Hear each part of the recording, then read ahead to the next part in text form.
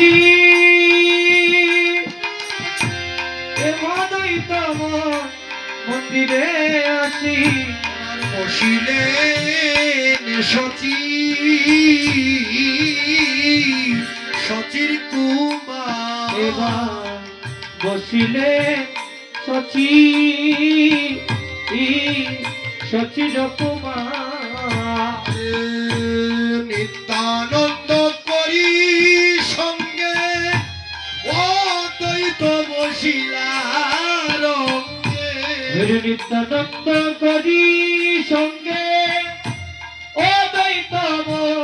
বসিলার রঙ্গে কীর্তন মহোৎসবের করি করিতে বিচার কীর্তন মহোৎসবে করি করিতে